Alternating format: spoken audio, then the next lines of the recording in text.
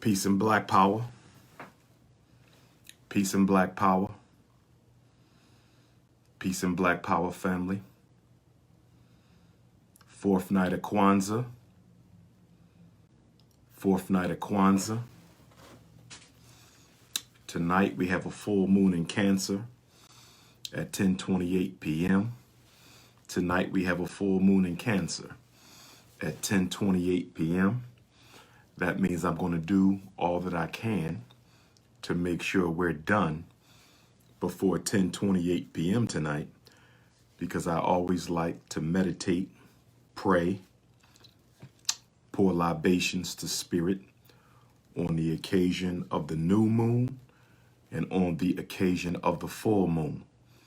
Tonight is a full moon, which is the culmination of things that we would like to give birth to in our life. The culmination of things.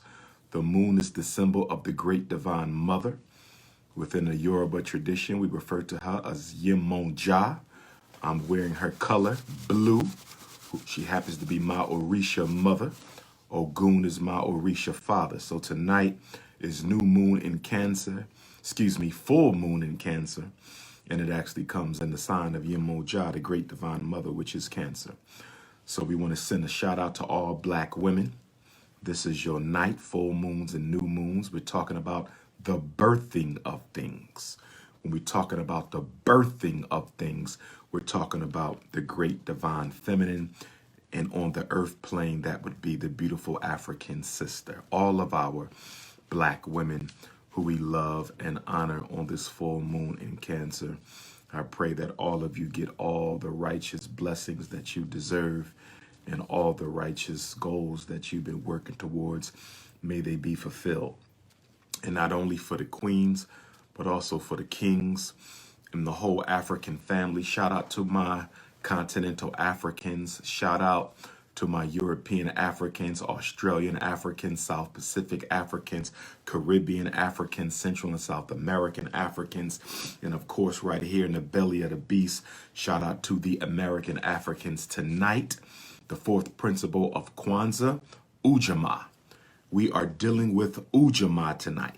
Cooperative economics, and this is a very, very important topic because one of the great weaknesses of the American African specifically and the global African in particularly, generally speaking rather, okay, one of the weaknesses of the American African specifically and one of the weaknesses of the global African family generally is our poor economic organization and discipline.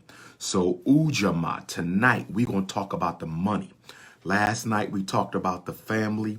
Night before last we talked about the most honorable Marcus Garvey and Pan-Africanism. The first night we talked about ADHD, psychiatric medication. Tonight we're going to talk about the economics, brothers and sisters. The economics, the psychology of black economics. First of all, according to the latest statistics coming from the U.S. government, African people are 13.1% of the population, which equals 49 million. I believe those numbers are somewhat underestimated. I definitely believe that we are more than 13.1%, and I believe that we are more than 39 million. But for the sake of conversation, we will indulge their numbers. For the sake of conversation, we will use their numbers.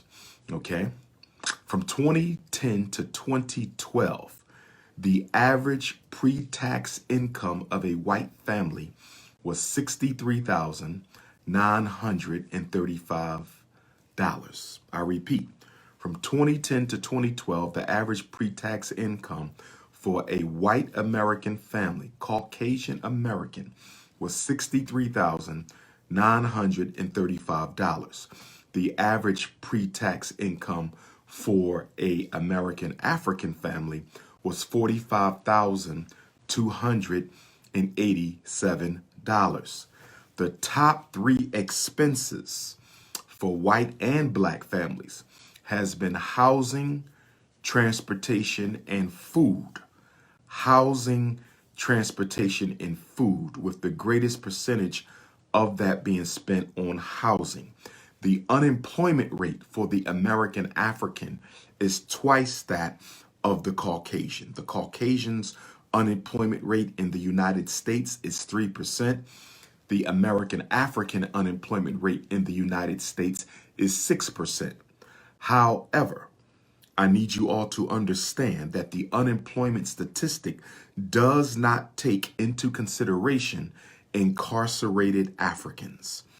It does not take into consideration incarcerated Africans, nor does it take into consideration Africans who are not looking for work, which is to say that particularly when speaking to black men, the unemployment rate for black men is significantly more than twice that of white males. In America, black people still only earn 59 cents to every white dollar. In America, black people still only earn 59 cents for every dollar that white people earn. White households earn more than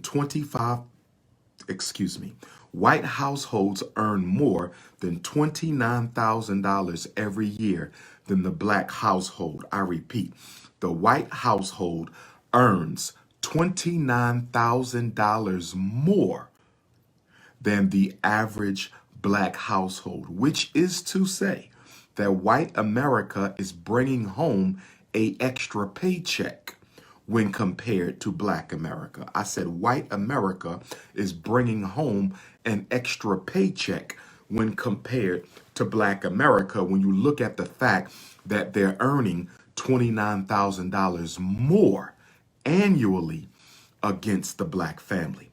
The median wealth, and I want y'all to listen to this. I want y'all to listen to this because I think my last Kwanzaa seminar will be dedicated to revolutionary New Year's resolutions. New Year revolutionary resolutions for the global African family. New Year revolutionary resolutions for the global African family. That's going to be New Year's Day. We need some New Year revolutionary resolutions, not just a New Year's resolution, but we need some revolutionary New Year resolutions. And we're going to talk about that on January the 1st. But excuse me.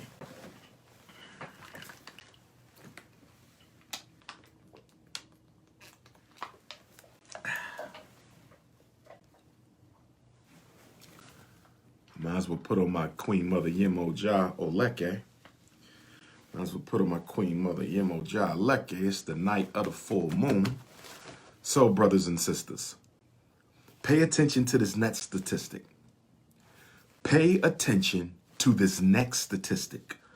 The median wealth of the black family in America today is $17,000. I want to repeat this. The median wealth of the black family in America today is $17,000. That is less than 1/10 of the median wealth of the white family. The median wealth of the white family in the United States is $171,000. I want to repeat that. I want to repeat that. I want to repeat that. The median wealth of the black family is $17,000. The median wealth of the white family is $171,000. I'm going to say it again. I want y'all to look at the great inequity, the great disparity. I want y'all to look at the great disparity in black wealth versus white wealth in America. I'm going to say it again. The median wealth of a black family in America today is $17,000. 1-7, compared to the median wealth of a white family in America, which is $171,000. That means that the median wealth of the white family is more than $150,000 more than the median wealth of the black family. The median wealth of the white family is more than $150,000 more than the median wealth of the black family. And you think that the most important thing you can do is go vote. And you think the most important thing you can do is go vote. And you think the most important thing that you can do is go vote. Less than half of all blacks in America own a house compared to 75% of whites. Less than half of all blacks in America own their own home compared to 75% of white people who own their own home. So I ask you, brothers and sisters, I ask you, who has been misleading you into believing that you are doing better? And if you are doing better today than you were doing 100 years ago, why don't you have the Black Wall Streets that we had in Rosewood, Florida 100 years ago? If you are doing better today than you were doing 100 years ago, why don't you have the Black Wall Streets like you had in Tulsa, Oklahoma 100 years ago? If you are doing better today than you were doing 100 years ago, then why don't you have your Black Star Line steamships on the water like the most honorable Marcus Garvey had? If you are doing better today than you were doing 100 years ago, why don't you have the gas stations, the hotels, the supermarkets that you used to have 100 years ago? My question to the black bourgeoisie, my question to the black bourgeoisie, my question to the black bourgeoisie, upon what factors are you drawing the conclusion that black people have made significant progress over the past 100 years? Because my research and my analysis proves that the black bourgeoisie has been misinforming and misleading black people into thinking they're doing better when they're actually doing worse.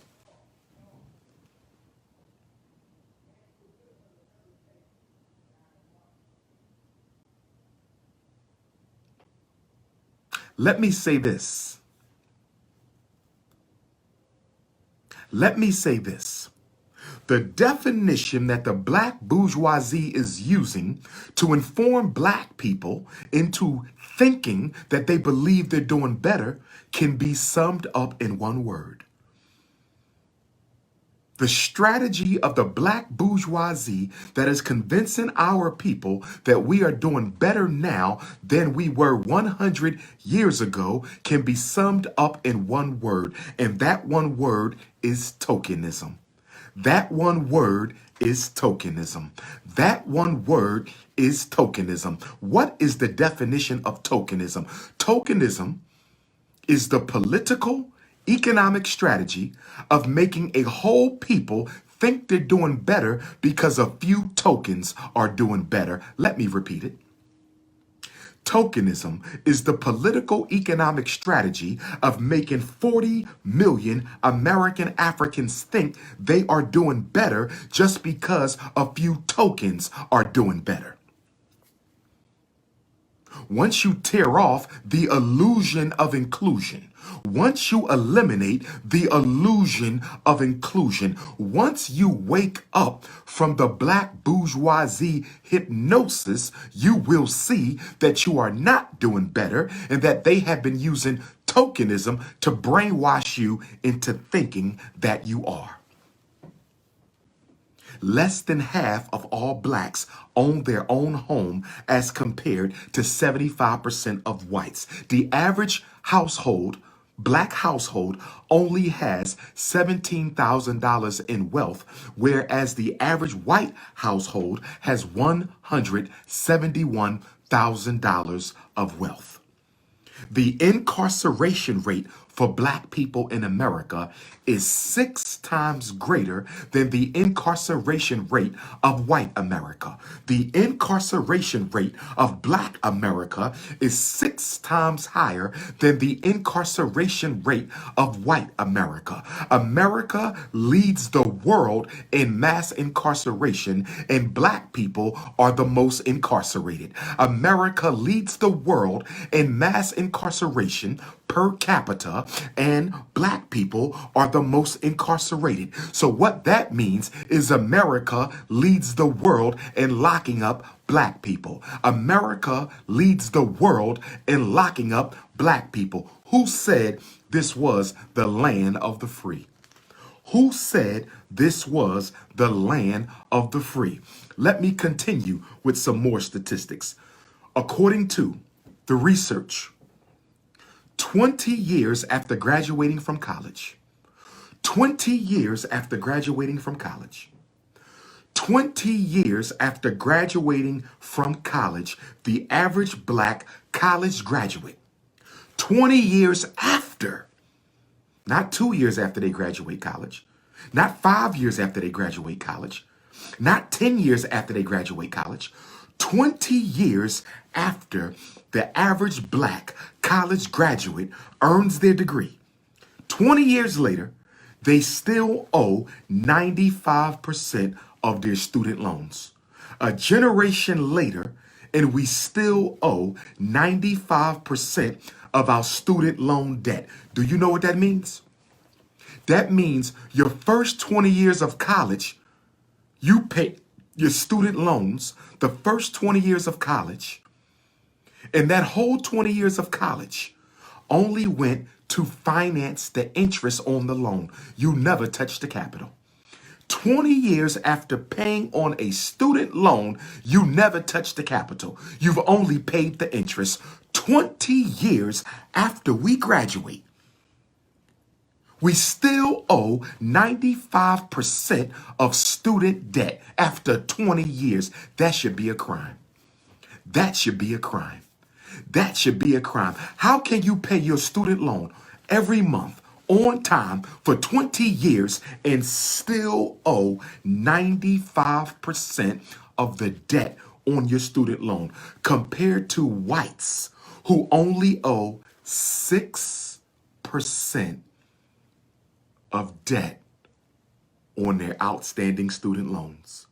How is it that black America still owes 95% of their student loans after 20 years, but white America only owes 6% of their student loans after 20 years? And you're telling me that the most important thing I can do is to go pray in church and go vote for Joe Biden? You are out of your mind. The most important thing I can do is go pray in church and go vote for Joe Biden. You are absolutely out of your mind. Isn't it amazing that they have no problem, the bank has no problem giving black people car loans, house loans, student loans? The banks don't have no problem giving black people car loans, house loans, and student loans. But the banks never like to give you business loans. Why is it black people can qualify for all the student loans they want? Black people can qualify for all the car loans they want. Black people can qualify for all the house loans they want. But black people almost never qualify for a business loan. Why does America's banks love to give black people car loans, student loans, and house loans, but America doesn't like to give black people business loans? Because when they give you a student loan, they know you're going to be paying it off for the rest of your life. They are investing in your debt. When they give you a car loan, they know that that car isn't going to be worth half of its value in 5 years. They are investing in your debt, but you will still be paying off that car even when it no longer has value. You will still be left paying tens of thousands of dollars off that car note even when the car no longer has value. Why they like to give you a house loan? You know why they like to give you a home loan? Because they know that that home loan is going to be for a 30-year mortgage.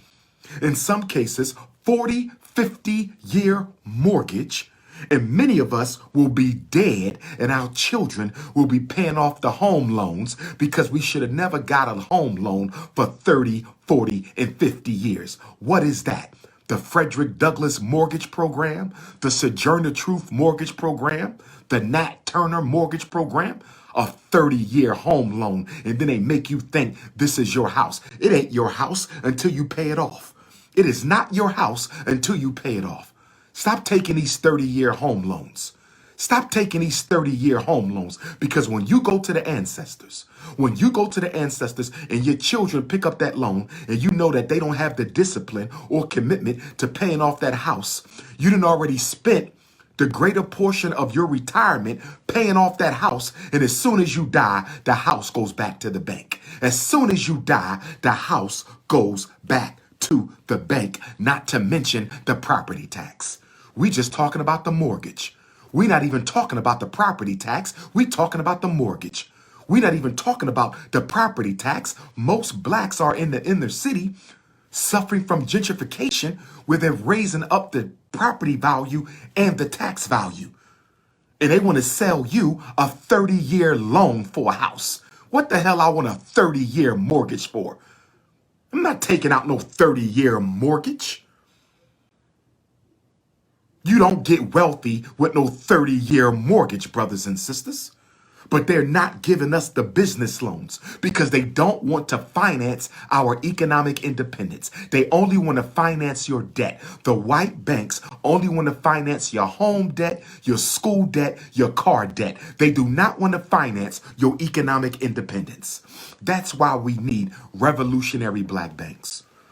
That's why we need revolutionary black banks.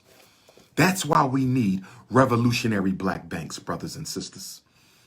20 years after you graduated, you still owe 95% of your student loan, but white folks only owe 6% after 20 years. Let's continue. Let's continue. Brothers and sisters, although we know we suffer economic apartheid in America, although we know we suffer economic apartheid in America, although we know we suffer economic apartheid in America, brothers and sisters, I want to say this. I want to say this. We are participating in our own economic lynching with our dysfunctional spending habits. We are participating in our own economic lynching with our dysfunctional spending habits. We are participating in our own economic lynching with our own dysfunctional spending habits. Let's talk about it. Oh, and we're going to talk about the black church. We're going to talk about the black church. We're going to talk about the black. Oh, yes, we are not going to let the black church get away tonight. We are not going to let the black church get away tonight, because the black church is one of the top blood suckers in the black community. The black church is one of the top blood suckers in the black community. I am not attacking religion. I'm talking about pimps in the pulpit who do not use your collection money to reinvest in your community. I am not talking about Christianity. I am not talking about Islam. I am not talking about Judaism. I'm talking about the pimps in the pulpit and in the masjid who collect your money and do not reinvest that money into the black community. There are exceptions to the rule. Not every church, not every masjid. There are exceptions to the rule. Not every church, not every masjid, but the exceptions are few and far in between. The exceptions are few and far in between. Now let's talk about your dysfunctional spending habits for a minute. We got 2 hours before for full moon tonight. Let's talk about your dysfunctional spending habits. Black people spend $573.6 million. Let's round it off. $574 million every year on beauty and grooming products such as soap and bath products. Can somebody explain to me? Can somebody explain to me why are we spending over $500 million on beauty and grooming products? I mean, my goodness, what kind of soap are you getting for $574 million? What kind of bubble bath are you using, black woman? What kind of bubble bath are you using, black woman, that's costing us $574 million a year? We are a economically retarded people. We are a economically retarded people. We got the nerve to be crying about what the government isn't doing. We got the nerve to be crying about what Donald Trump didn't do. We got the nerve to be crying about what Joe Biden is not going to do. But look at what we are not doing for ourselves. $574 million on soap and bath shower products. You have lost your mind. You have lost your mind. It gets worse than that. It gets worse than that, brothers and sisters. Kevin Gilliam, you're about to go to the block party, my brother. I didn't say you couldn't have soap, you jackass. I said we don't need to spend $574 million on soap. That's what I said. African people invented soap. Why would we not be able to use the soap? We can get black soap imported from the mother continent. We can get black soap imported from the mother continent. We can get black soap imported from the mother continent. And by doing so, we can keep our costs down, and we can at the same time be investing in African infrastructure for those who are not afraid and unashamed and insecure about being an African. Why can't we import African black soap without all the side effects and all the toxic chemicals? Why can't we wholesale import African black soap, which is the best soap I've ever used? No soap I bought from the drugstore is better than African black soap. So why can't we import African black soap? And by doing so, we're investing in Africa. That's why we need the Black Star Line. That's why we need an American African independent distribution network. That's why we need that. Any disrespectful comments, I'm sending you to the block party tonight. I'm sending you to the block party tonight. Listen up, brothers and sisters. Let's continue because it gets worse than that. 63% of black people who were surveyed said that they like to buy from Saks Fifth Avenue, Neiman Marcus, and Bloomingdale's. 63% of black people surveyed said they like to buy from Saks Fifth Avenue, number 1, Neiman Marcus, number 2, Bloomingdale's, number 3. Can I ask you a question? Because I've never shopped at Saks. I've never shopped at Saks Fifth Avenue. I've never shopped at Neiman Marcus. I think I might have been in Bloomingdale's once, maybe once over 20 years ago when I was in college. Maybe. Bloomingdale's sounds like it's ringing a bell. Maybe. But I definitely never shopped in Saks. I never shopped in Neiman Marcus. And if I did go to Bloomingdale's, it was only once about 20 years ago. What are you buying in Saks? I need an answer, brothers and sisters. I'm reading comments tonight. I need y'all to educate me as I educate you. I need y'all to educate me as I educate you. I need y'all to educate me as I educate you. What are we buying in Saks Fifth Avenue? What are we buying in Neiman Marcus? What are we buying in Bloomingdale? I'm reading the comments. Can I get some answers? Dr.Umar supporters, can I get some answers? I know there's a lot of coons in the chat. A lot of coons in the Facebook chat. A lot of coons in the Instagram chat. What are we buying from those stores? Oh, somebody said overpriced. Overpriced what, dark matter melanin? Overpriced what? What are we buying at Saks Fifth Avenue? I'm asking a question. I haven't got an answer yet. Gucci. Okay, so you're telling me that the high-end labels are sold at Saks Fifth Avenue and Neiman Marcus, right? All the new designer labels, Gucci. Okay, well, y'all need to know something about Gucci. We talked about Marcus Garvey 2 nights ago, but guess what you need to know about Gucci?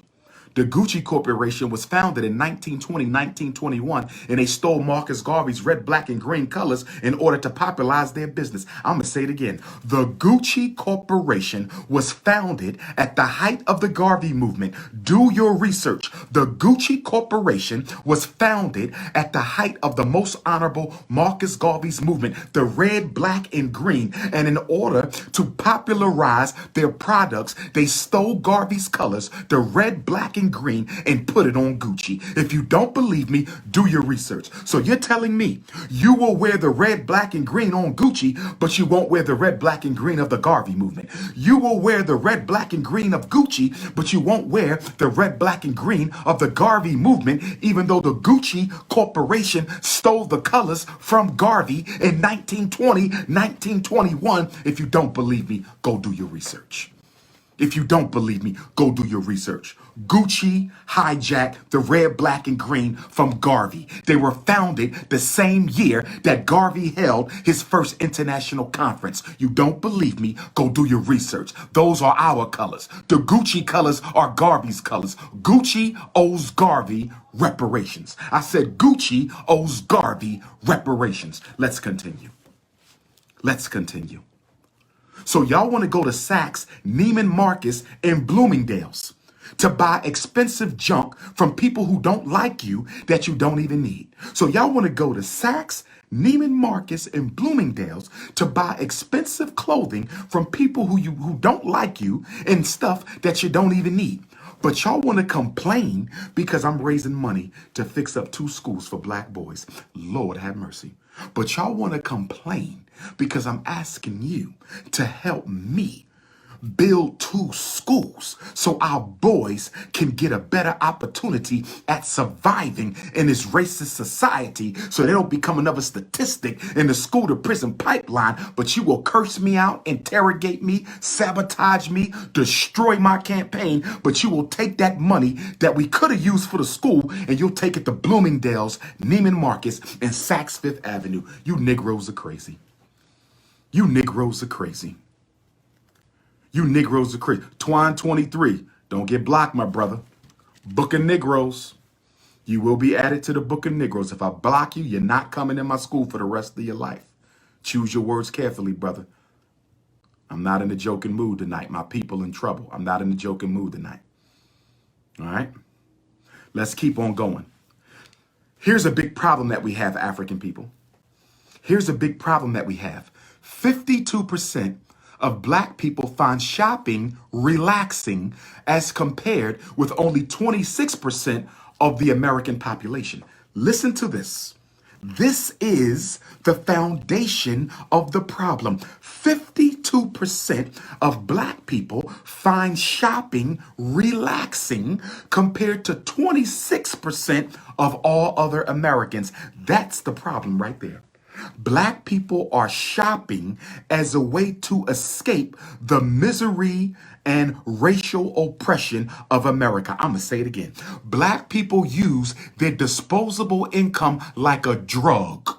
Black people use their disposable income like a drug that they smoke up at the store to help them feel better about being black in America. I just gave you the statistic. I just gave you the statistic. 52% of black people find shopping relaxing compared to 26% of the rest of the country. So let me ask you this.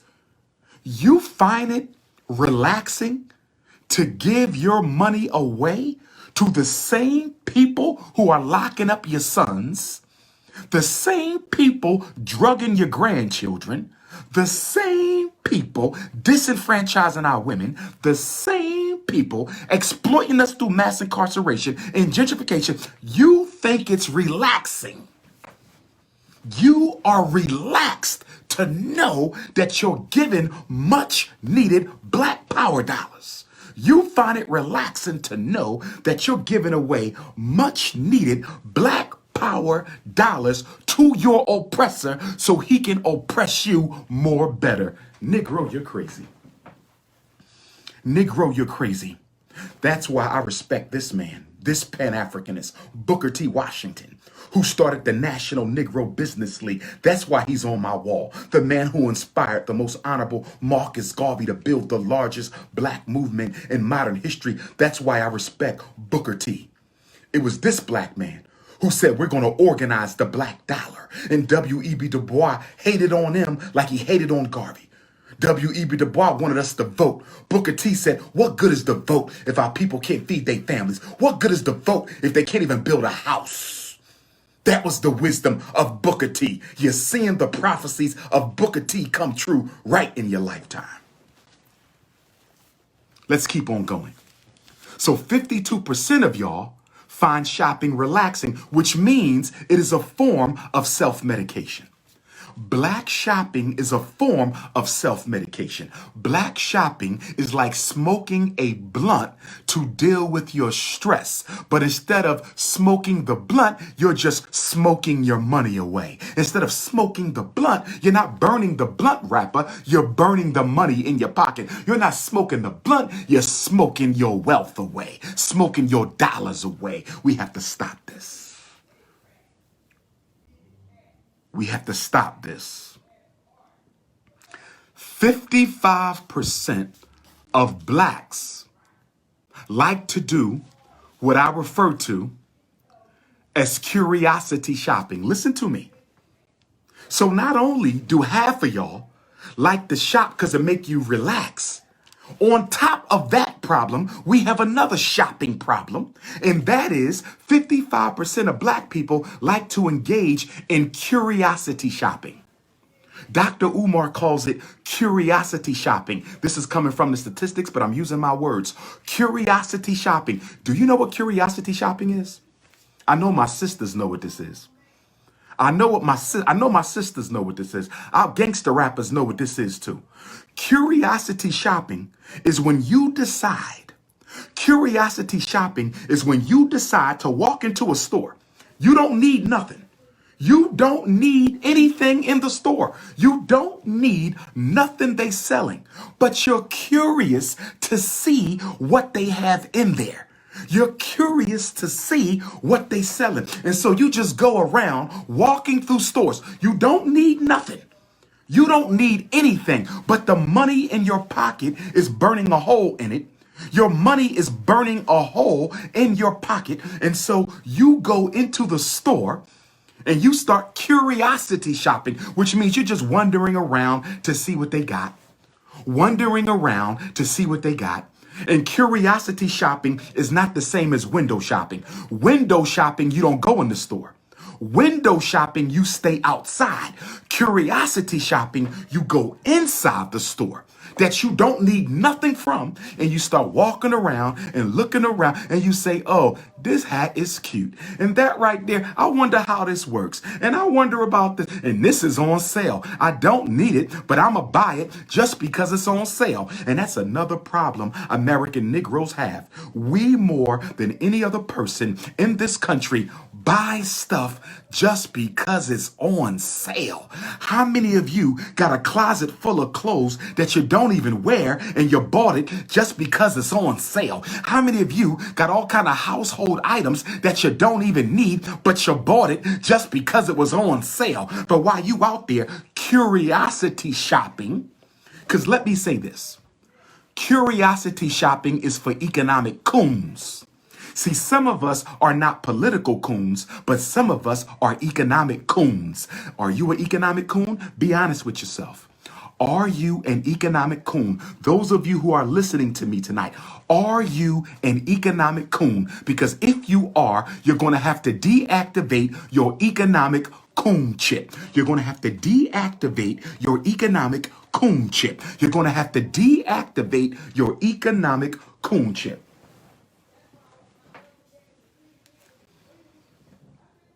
You're going to have to deactivate your economic coon chip, brothers and sisters. Real serious Africans don't engage in curiosity shopping. So your New Year's resolution One of your economic New Year's resolutions, you do not go into a store ever again unless you need something out that store. I didn't say want something out the store. I said need something out the store. Don't go into the store unless you absolutely need something out the store. Shopping is no longer a pleasurable activity. You don't shop like I want to go to the movies. I'm going to go shopping. I want to go eat. I'm going to go shopping. I want to go to Great Adventures. I'm going to go shopping. I want to take a mini vacation. I'm going to go shopping. The shopping mall is not a vacation site. Did you hear me, black sister? Did you hear me, black sister? Did you hear me, black brother? I'm going to say it again. The shopping mall is not a vacation site. Let me say it again. The shopping mall is not an amusement park. Let me say it again. The shopping mall is not a vacation destination.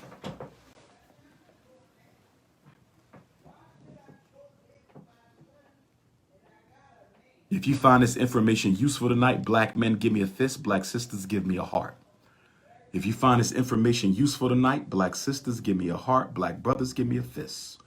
If you find this information useful tonight, black women, give me a heart. Black brothers, give me a fist. We're getting down to the nitty gritty. And once we open up the Honorable Marcus Messiah Garvey Elementary School in the Nat Turner Jean-Jacques Dessalines Gymnasium, I promise you, we will start tackling some of these problems. We have to build a grassroots Pan-African credit union, not for no church, but for us. A grassroots credit union to reclaim the black dollar. Because if there is no black dollars, there will be no black power. The revolution must be financed. Independence must be financed. Black liberation must be financed. There can be no black power without the black dollar. There can't be no black power without the black dollar, brothers and sisters. Curiosity shopping, wandering around the store aimlessly like you at a vacation resort. The shopping mall is not a resort, brothers and sisters. The shopping mall is not a resort. Cut it out. I'm not attacking you, sister. I'm attacking your coon chip. I'm not attacking you, sister. I'm attacking your economic coon chip. When you know better, you do better. When you know better, you do better. Stop feeling insulted when somebody who looks like you tells you about yourself. Stop feeling so damn insulted when somebody who looks like you tells you about yourself. Nobody's going to do this for us but us. The YouTubians ain't going to do it for you. Your fake black leaders ain't going to do it for you. Your politicians ain't going to do it for you. Your fraternities and sororities ain't going to do it for you. There's only a few of us who are going to really do this work, and we don't have time to waste. Serious people only. We are supposed to be engaging in wealth accumulation. There is one activity that the black community does not deal with: wealth accumulation. Chinese Americans, wealth accumulation. Jewish Americans, wealth accumulation. Latino Americans, wealth accumulation. Anglo-Saxon Americans, wealth accumulation. Arab Americans, wealth accumulation. Mexican Americans, wealth accumulations. Black Americans, wealth diarrhea. Wealth destruction, wealth liquidation. There is no way we are ever going to get the respect that we want in this country if we don't get serious about wealth accumulation. The most honorable Marcus Garvey, more than any leader you ever had, was so focused on wealth accumulation, and that's why he got deported. The Black Star Line would have cut the white man out the black dollar, so Garvey had to go. He was going to bring the products straight from Africa to black America. He was going to bring the products on the Black Star Line straight from the Caribbean to black America, straight from Central and South America to black America. We need a distribution network. We need a distribution network. A black global distribution networks. Ships, trains, planes, trucks. Ships, trains, planes, trucks. Ships, trains, planes, trucks. Ships, trains, planes, trucks. That's distribution. That's distribution. Where is our black economy? We don't have it. All these fake leaders been running around for decades talking, ain't done nothing for black America yet.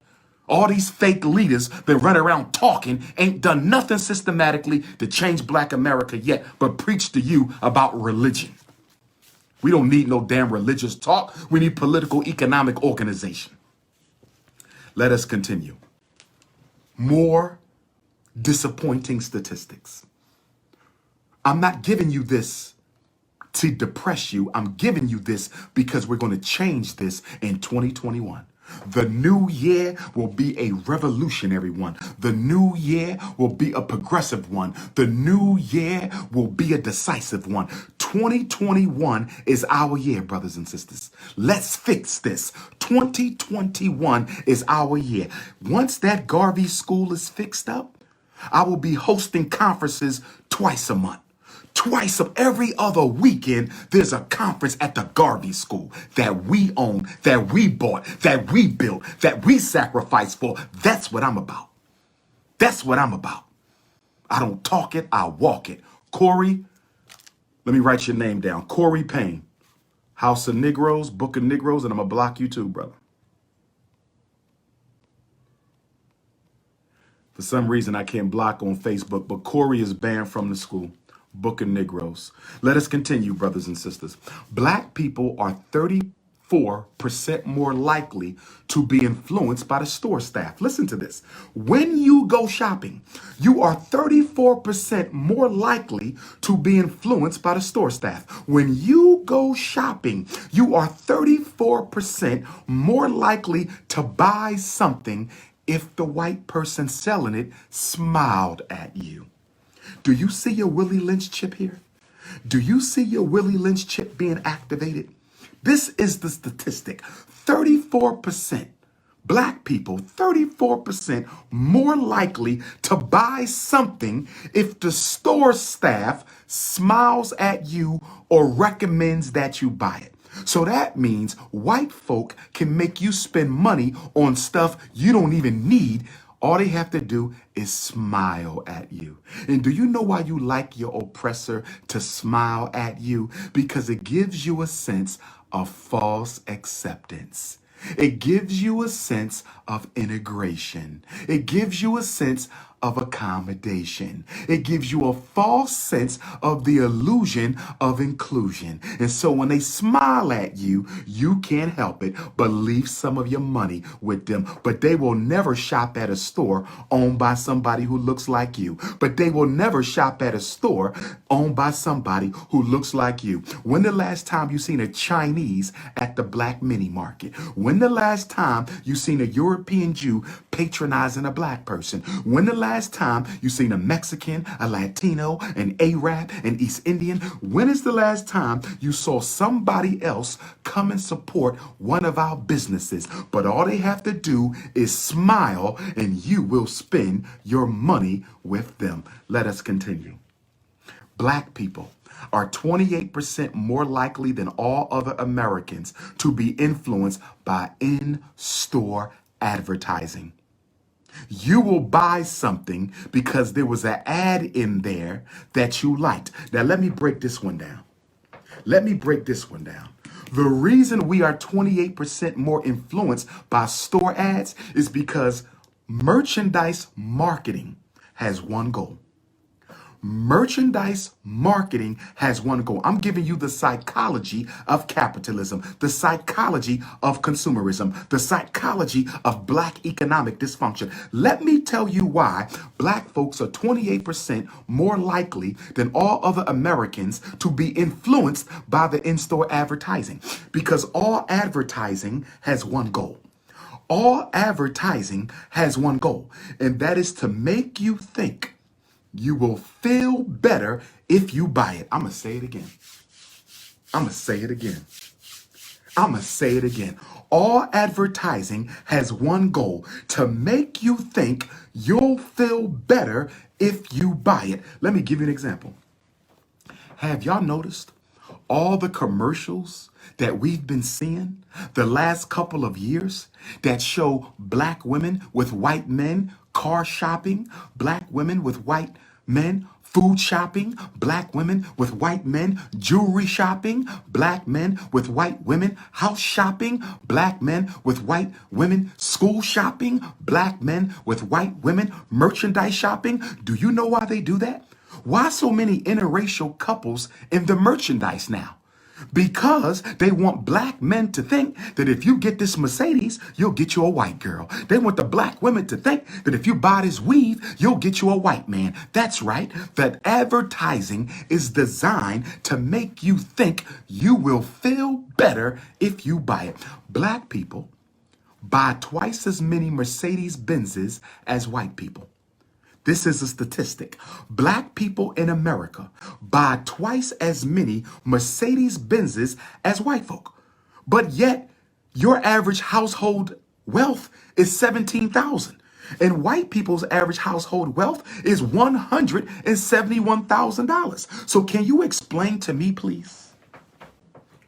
Can you explain to me, please, why somebody with only $17,000 of wealth is buying a Mercedes Benz and buying more of those Mercedes Benzes than their white counterparts who have $150,000 more of wealth assets than you have?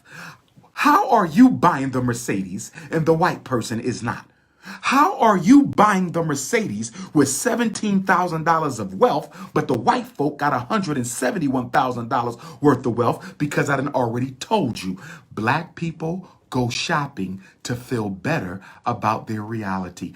Black people go shopping to intoxicate themselves against the brutal, harsh nature of American oppression. Black people go shopping to self-medicate from their blackness. That's right. That's right. I'm giving you facts tonight. I'm giving you facts tonight. What did Will Smith say? Will Smith said black people spend too much money they don't have buying stuff they can't afford to impress other black people they don't like. Black people spend too much money they don't have to buy stuff they don't need to impress people they don't like. Black people spend too much money they don't have to impress people they don't like, buying stuff they don't need. Will Smith, West Philly, stand up.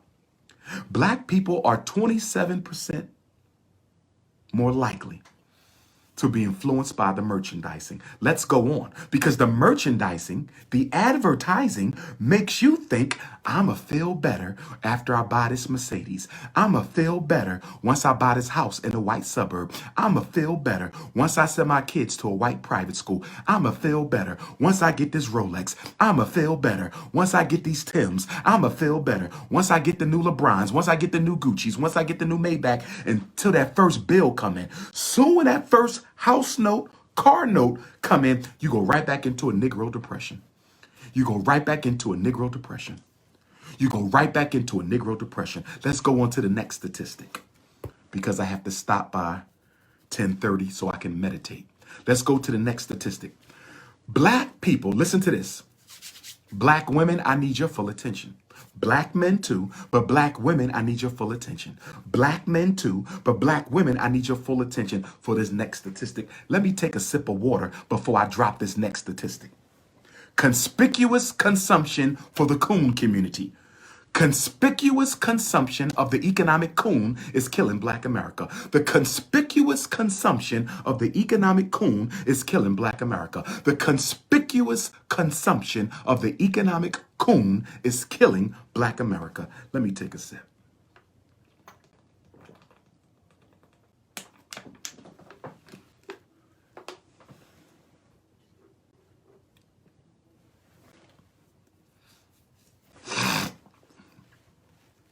And then they want to hate on me.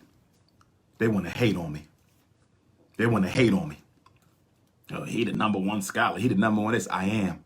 Nobody in this country talk to you the way I'm talking to you. Nobody do. That's why I'm King Kong. Deal with it. Black Thanos, the hottest African nationalist on the scene. You're damn right. Leo season is every season. Leo season is every season. Let me continue. Are y'all ready for this next statistic? Black America purchases 90% of all beauty supplies in the country. I'm going to say it again. We are only 13% of the country, but we purchase 90% of all beauty supplies. We are only 13% of the country, and we purchase 90% of all beauty products. Do you want to know why?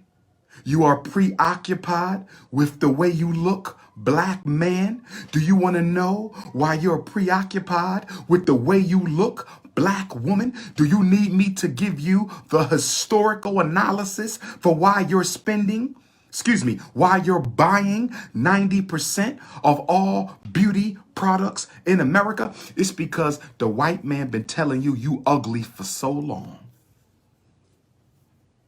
The white man been telling you you ugly for so long.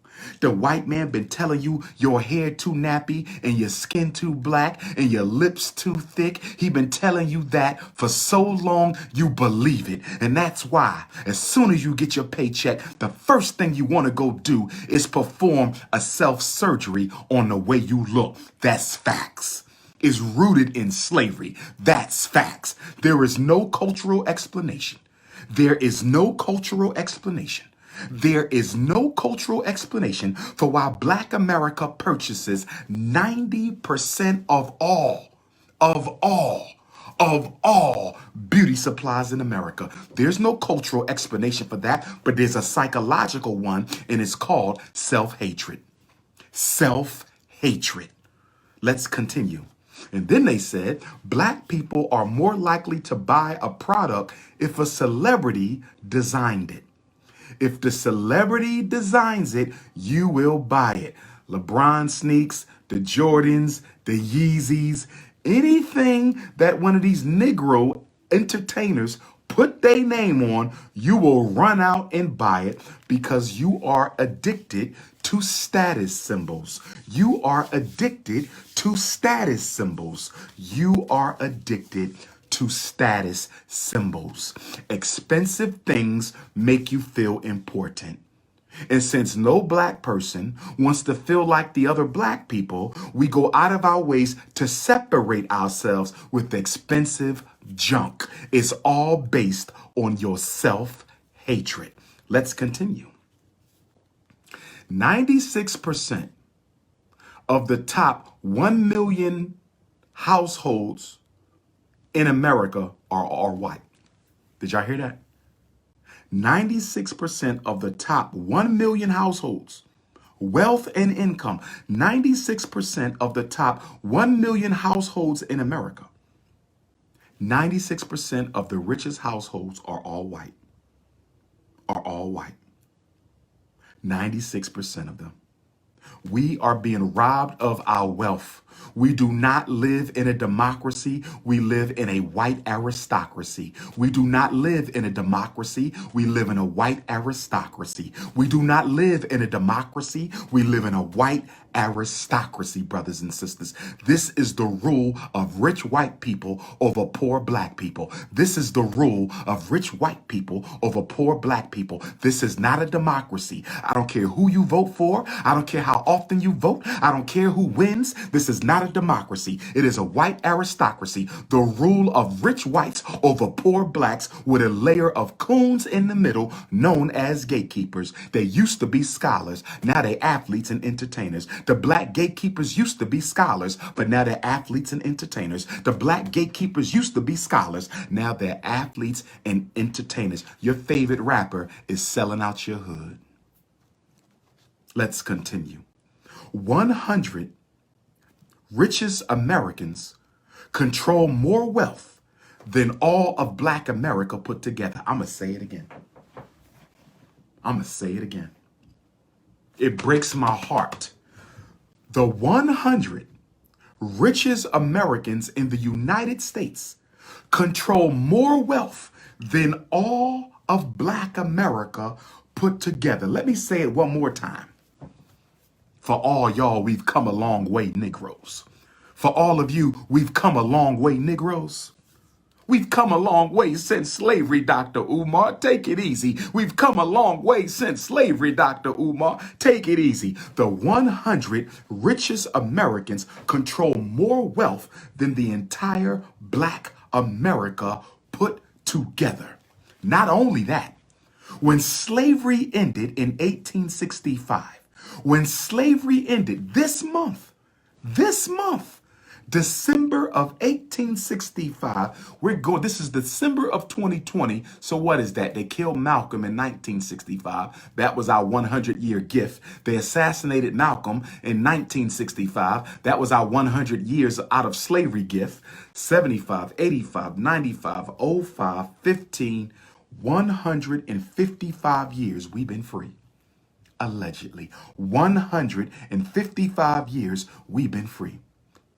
When you got out of slavery 155 years ago, you owned 0.5% of all the wealth in America. When you exited slavery in December of 1865, you owned 0.5% of all the wealth in America. That was 155 years ago. Guess what? You still, today in 2020, you still only own 0.5% of all the wealth in America. Black people's share of wealth ownership since slavery has not went up a single percentage point. I'm going to say it again. Black people's share of ownership of America's wealth has not increased a single percent in 155 years. So I ask you again, black bourgeoisies. I ask you again, black bourgeoisies.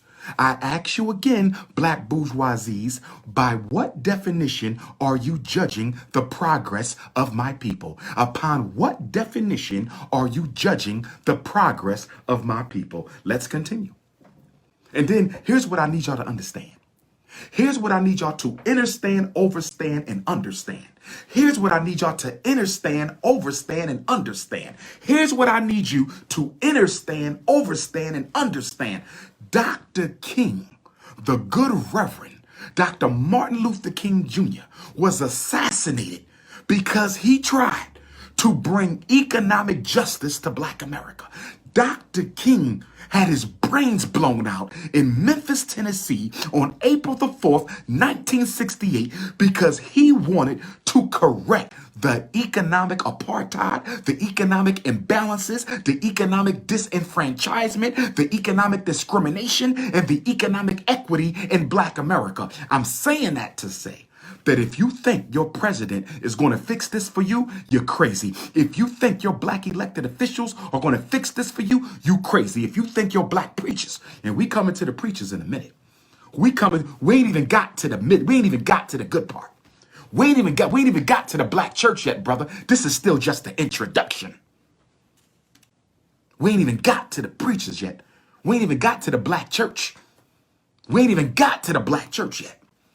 Call your pastor up. Tell him to tune up. Tell him to pull up to Ifatunde right now. Fourth night for Kwanzaa. We ain't even got to the black church yet. Let's keep on going. Dr. King was murdered because he was on the brink of an economic revolution. Right after he left Memphis, Tennessee, guess where Dr. King was headed? Back to Atlanta and on to D.C.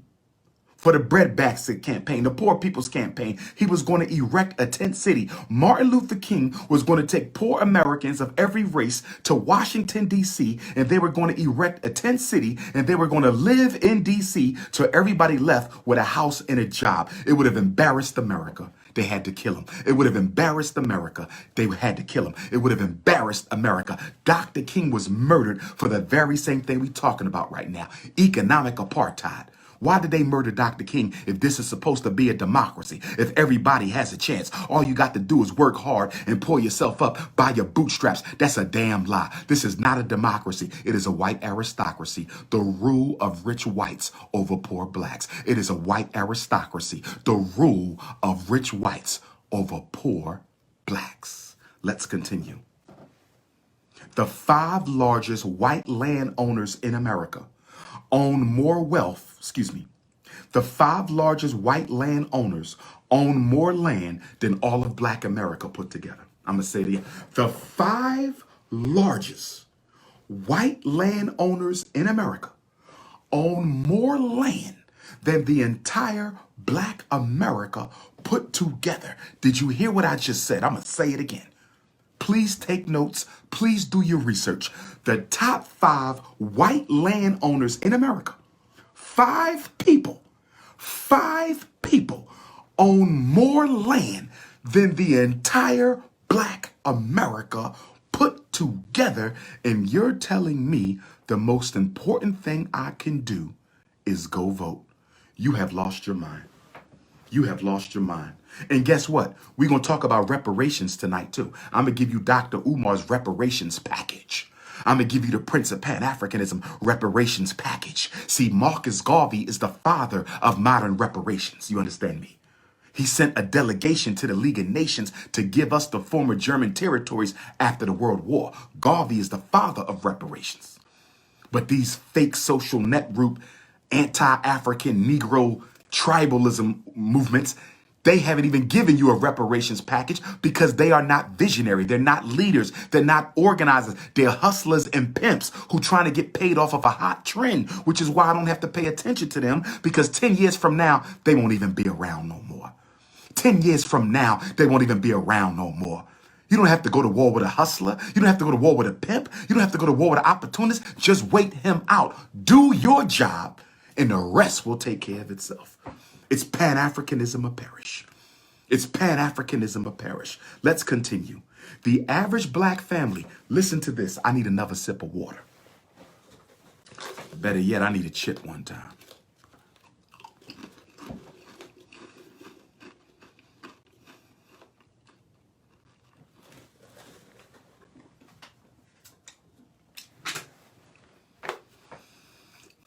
Make sure y'all donate. Make sure y'all donate.